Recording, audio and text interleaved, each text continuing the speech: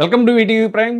రైతులు ఎరువుల కోసం క్యూలో నిలబడితే సాక్షాత్తు వ్యవసాయ శాఖ మంత్రి అచ్చెన్నాయుడు గారు తప్పేంటి, బఫే కోసం క్యూ లైన్లో నిలబడరా అంటూ ఆయన వ్యాఖ్యానించిన విషయం తెలిసిందే. అది చాలా తీవ్రమైనటువంటి దుమారం రేగింది. తెల్లవారితే లైన్లో ఉన్నారంట. ఏమండి, మనం ఒక ఇంటికి భోజనాలకు వెళ్తే భోజనం పెడతా, బఫే భోజనం పెట్టేటప్పుడు అందరం ఒకసారి వెళ్తే భోజనం ఎవరికైనా దొరుకుతుంది, లైన్లో ఉండి తీసుకుంటాం. ఇప్పుడు సాక్షాత్తు వ్యవసాయ శాఖ మంత్రి అచ్చెన్నాయుడు గారి నియోజకవర్గం, టెక్కల్ నియోజకవర్గంలో కోటబొమ్మాళి మండలం కోటబొమ్మాళిలో అచ్చెన్నాయుడు గారి నివాసం దగ్గరే రైతులు గ్రోమోర్ సెంటర్ దగ్గర ఎరువుల కోసం పడిగాపులు కాస్తున్నటువంటి ఫొటోస్ అవన్నీ కూడా బయటకు వచ్చాయి.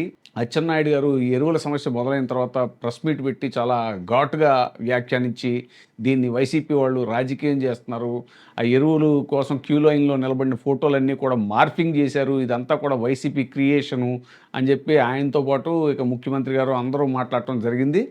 అదే సమయంలో రైతులు గుర్తుపెట్టుకోవాలి, మీరు ఎక్కువ యూరియా వేసి మొత్తం దీనివల్ల ప్రజల ఆరోగ్యానికి కూడా ప్రమాదం. వైసీపీ కొరత ఉందేమో, రైతుకు కొరత లేదు. సఫిషియంట్ యూరియా ఉంది. రైతుల్లో ఒక అభద్రతా భావం వచ్చింది. రైతులకి మళ్ళీ యూరియా రాదేమో అని ఒక ఆందోళనతో ఈ విధమైనటువంటి యాటిట్యూడ్ ఉంది తప్ప అసలు ఎకరాకి 25 కేజీలు వేయాలి, బస్తాలు వేసేస్తున్నారు. బాగా పంట వస్తుంది, దిగుబడి. దీనివల్ల మనం ప్రాణాలు పోగొట్టుకోవడానికి క్యాన్సర్ కొని తెచ్చుకున్నట్టుగా అవుతుంది. ఈరోజు రైతుల్లో చాలా ఆనందం వ్యక్తం చేస్తుంటే ఈరోజు మీరు కావాలని చేసిన ప్రజలు నమ్మే పరిస్థితి లేదు. అయితే అవన్నీ కూడా ఒరిజినల్ ఇమేజెస్, ఒరిజినల్ ఫొటోస్ అనేటువంటిది కాలక్రమేణా తెలిసిపోయి అన్నీ వెలుగులోకి వచ్చాయి. ఇక రైతుల కష్టాలు ఎప్పటికీ తీరట్లేదు అనడానికి బెస్ట్ ఎగ్జాంపుల్ సాక్షాత్తు టెక్కల్ నియోజకవర్గంలో ఆయన కోటబొమ్మాళి మండలంలో కోటబొమ్మాళిలో ఆయన ఇంటి ముందే రైతులు గ్రోమో సెంటర్ దగ్గర బారులు తీరున్నారు తాజాగా. వాస్తవానికి ఈ రైతుల సమస్య మీద అన్నదాత పోరు అనేటువంటి కార్యక్రమం కూడా చాలా భారీగా వైసీపీ నిర్వహించింది. విశేషమైనటువంటి స్పందన వచ్చింది దానికి. ఆ ప్రొటెస్ట్ని అణిచివేయాలని చెప్పేసి కూటమి ప్రభుత్వం ఎంతగానో ప్రయత్నించింది. కానీ చాలా ఆంక్షలు పెట్టారు, ఎవరు కూడా ఆ కార్యక్రమంలో పాల్గొనకూడదు, అన్నదాత పోరు కార్యక్రమంలో పాల్గొనకూడదు అని చాటింపులు కూడా వేయించారు కొన్ని చోట్ల. అయినా సరే విశేష సంఖ్యలో రైతులు పాల్గొన్న విషయం మనం చూసాం. అంత పెద్ద ఒక ఉద్యమ స్థాయిలో జరిగిన తర్వాత కూడా ఇంకా ఎరువుల కోసం రైతులు క్యూలో నిలబడటం అనేటువంటిది చాలా దురదృష్టకరమైనటువంటి విషయం అనేటువంటిది రాజకీయ విశ్లేషకులు చెప్తున్నారు.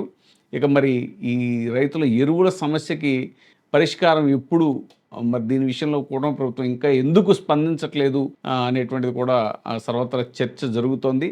వ్యవసాయ శాఖ మంత్రి అచ్చెన్నాయుడు గారు ప్రెస్ మీట్ పెట్టి ఆ రోజు ఎరువుల కోసం ఎలాంటి ఇది జరగట్లేదు, ఎరువులన్నీ కూడా సకాలంలో అందిస్తున్నాము, ఎరువుల కోసం రైతులు క్యూ లైన్లో నిలబడినట్టు అన్నీ కూడా మార్ఫింగ్ ఫోటోలు అని ఆయన భారీగా ప్రెస్ మీట్ పెట్టి చెప్పిన రోజే అధికారులు తల్ల పట్టుకున్నారు. ఎందుకంటే అధికారులకి వాస్తవాలు తెలుసు కాబట్టి అధికారులు మేము సమాధానం చెప్పలేకపోతున్నాం రైతులకి అనేటువంటి సమాచారం కూడా బయటకు వచ్చింది. ఇక మరి ఎన్ని లక్షల